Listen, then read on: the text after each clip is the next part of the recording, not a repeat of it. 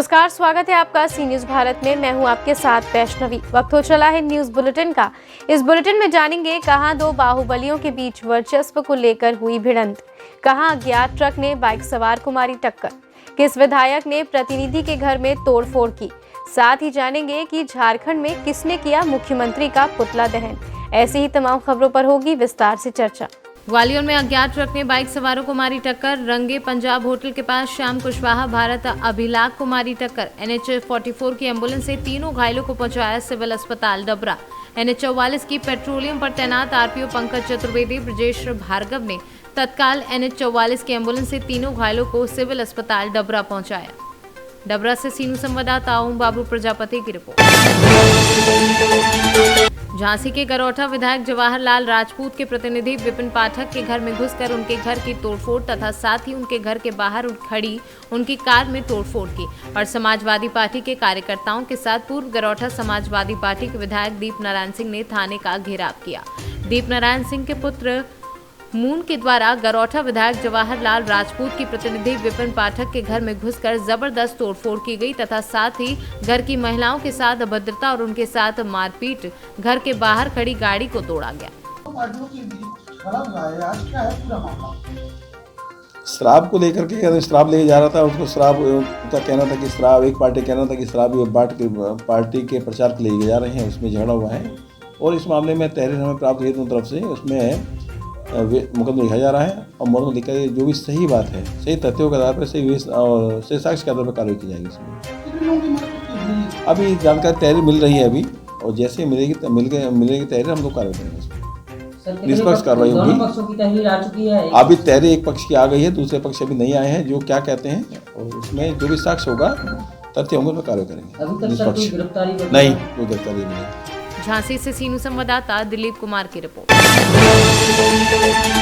रांची जिला अंतर्गत तमाड़ में कल झारखंडी भाषा संघर्ष समिति 5 परगना के द्वारा जुलूस निकालकर मुख्यमंत्री का पुतला दहन किया गया। रांची से सीनू संवाददाता चंदन कुमार गुप्ता की रिपोर्ट। अब सागर के अटल पार्क में देश की सबसे ऊंची 30 फीट और 7 टन वजनी प्रतिमा पूर्व प्रधानमंत्री अटल बिहारी वाजपेयी की लगने जा रही है। सागर विधायक शैलेंद्र ने ग्वालियर पहुंचकर निरीक्षण किया और जानकारी दी। हम सभी सागर वासियों के लिए अत्यंत गौरव का विषय है कि देश की सबसे बड़ी और वजनी देश के पूर्व प्रधानमंत्री भारत रत्न हम सभी के स्वर्गीय अटल बिहारी वाजपेयी जी की 30 फीट ऊंची प्रतिमा जिसका वजन 7 टन है, ग्वालियर में उसका स्ट्रक्चर बनकर तैयार हो गया है। आज विधायक शैलेंद्र जैन ने ग्वालियर पहुंचकर वहां मूर्ति का निर्माण कर रहे मूर्तिकार प्रभात राय से मुलाकात की और अटल बिहारी वाजपेयी की मिट्टी की प्रतिमा का अवलोकन किया। जी सर, मैं जानना चाहूंगा जैसे कि आपने अभी जो मूर्ति है अटल जी की जो सागर में लगने वाली है, जिसका जो मॉडल है 30 फुट का अटल बिहारी जी का, वो आपने देखा, आपको कैसी अनुभूति हुई और आप क्या उसके लिए अगर कुछ कहना चाहें तो? मध्य प्रदेश के ऐतिहासिक शहर सागर में और जो हम सब लोगों ने मिलके अटल पार्क का सृजन किया है, निर्माण किया है, वहाँ पे श्रद्धेय भारत रत्न अटल बिहारी वाजपेयी जी की प्रतिमा स्थापित करने का निर्णय हुआ था और मुझे बहुत बेहद खुशी है कि ये यहाँ उसका जो क्ले का मॉडल हमने देखा है, अद्भुत है, एकदम विहंगम और जैसे अटल जी का व्यक्तित्व था उसी व्यक्तित्व के अनुरूप जो है वो मूर्ति जो है बनाई जा रही है और इसका क्ले मॉडल देख के मैं बहुत ही अभिभूत हूँ और बहुत प्रसन्नता इस बात की है कि भारतवर्ष की सबसे ऊंची मूर्ति 30 फुट की लगभग ये सागर शहर में लगने वाली है और बहुत जल्दी मूर्ति हमें कास्टिंग होकर मिल जाएगी। मैं सम्मानीय प्रभात राय जी को, उनकी पूरी टीम को बहुत बहुत धन्यवाद देता हूँ। सागर से सीनू संवाददाता चंद्रेश यादव की रिपोर्ट। थाना गढ़मुक्तेश्वर क्षेत्र के गढ़मेरठ रोड पर सवार बाइक का संतुलन बिगड़ने पर ट्रक के पहिए के नीचे घुसा बाइक सवार की दोनों टांगे ट्रक के पहिए के नीचे आने से बुरी तरह कुचल गई। बताया जा रहा है बाइक सवार गढ़मुक्तेश्वर से अपने घर ग्राम मानक चौक जा रहा था। सूचना मिलते ही पुलिस व एम्बुलेंस मौके पर पहुंची व स्थानीय अस्पताल में बाइक सवार को उपचार के लिए ले जाया गया। हापुड़ से सीनू संवाददाता मुनेंद्र संधू की रिपोर्ट। करारी कौशाम्बी समाजवादी पार्टी लोहिया वाहिनी के प्रदेश अध्यक्ष डॉक्टर रामकरण निर्मल ने क्षेत्र के तमाम स्थानों पर सभा आयोजित कर समाजवादी पार्टी के प्रत्याशियों को भारी बहुमत से जीत दिलाने का जहां मतदाताओं से अपील की, वहीं उन्होंने भारतीय जनता पार्टी की नीतियों पर कुठारघात करते हुए कहा कि भाजपा सरकार हर मोर्चे पर विफल है और वह जाति धर्म की राजनीति कर सत्ता हथियाना चाहती है। उपस्थित भीड़ को संबोधित करते हुए रामकरण निर्मल ने कहा कि जनता सब जानती है और भाजपा सरकार के झूठे वादे पर इस बार मतदाता नहीं आएंगे और आने वाले विधानसभा चुनाव में भाजपा प्रत्याशियों को मतदाता सबक सिखाएंगे। ठीक है, आज आपने नुक्कड़ सभा को संबोधित किया, इस बारे में देखिए, जिस तरह पूरे उत्तर प्रदेश में 2 चरण के चुनाव हो गए, तीसरा चरण 20 तारीख को होने जा रहा है। 2 चरण के चुनाव में जिस तरह लोगों का रुझान, जिस तरह उन्होंने बढ़ चढ़ करके जिस तरह जनसैलाब उमड़ा है वोट देने के लिए और समाजवादी पार्टी के और के गठबंधन आरएलडी को उन्होंने भारी मात्रा में वोट दे करके भारी सीटें जिताने का काम किया है। उसी परिप्रेक्ष्य में आप ये चाहे मंझनपुर विधानसभा में 5 ये पूरे 11 जनपद 5वें चरण में चुनाव है यहाँ पे और 27 तारीख पे हम मतदान होना है। उसी के परिप्रेक्ष्य में यहाँ से आज नुक्कड़ सभा करके जो राष्ट्रीय अध्यक्ष माननीय अखिलेश यादव जी ने जो घोषणाएं की हैं, जो गरीबों के लिए, दलितों पिछड़ों के लिए, जो माताओं बहनों के लिए, जो किसानों के लिए, उन सब के बारे में उनको बताने का काम किया गया और समाजवादी पार्टी के पक्ष में वोट देने का काम। सर, डिप्टी सीएम ने ऐलान किया कि इस बार 300 पार, इस पर क्या? देखिए, वो उनको हिंदी में आप उप मुख्यमंत्री कहते हैं। लोग पूरे उत्तर प्रदेश में चुप मुख्यमंत्री कहते हैं। वो कोई काम उन्होंने नहीं किया। जिस तरह जनसैलाब बहन पल्लवी पटेल के पीछे उमड़ पड़ा है, केशव मौर्य जी पूरी तरह से हताश और निराश लग रहे हैं।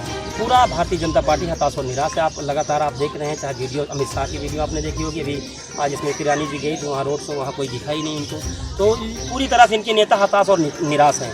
और पूरे उत्तर प्रदेश के साथ साथ सिराथू विधानसभा और मंझनपुर विधानसभा और चायल विधानसभा, तीनों सीटों में भारी अंतर से समाजवादी पार्टी जीतने जा रही है और यहाँ से उप मुख्यमंत्री की हार हो गया। सर, 2 चरण में मतदान हो गया है, इसको लेकर है समाजवादी पार्टी के राष्ट्रीय अध्यक्ष, समाजवादी पार्टी के कार्यकर्ता, सभी लोग पूरी तरह से आश्वस्त है कि कम से कम हमें दोनों चरणों में 100 सीटें आने वाली हैं और तीसरे चरण में भारी बहुमत से जनता में समर्थन देंगे। सर, भाजपा का कहना है कि जो 70 वर्षों में विकास नहीं हुआ वह हमने 5 वर्षों में करके दिखाया। क्या भाजपा ने 70 वर्षों में जो नहीं है वो किया है, बिल्कुल सही कह रहे हैं। लेकिन कैसे 5 रुपया का प्लेटफॉर्म टिकट 50 रुपया का कर दिया, 1 रुपया की जो सरकारी रसीद थी अस्पताल की उसको 100 रुपया कर दिया और किसानों के हाथ में टार्च और डंडा थमा दिया कि वो पूरी तरह से अपने घर को ताके उन लोगों नौजवानों के रोजगार उन्होंने छीन लिया है।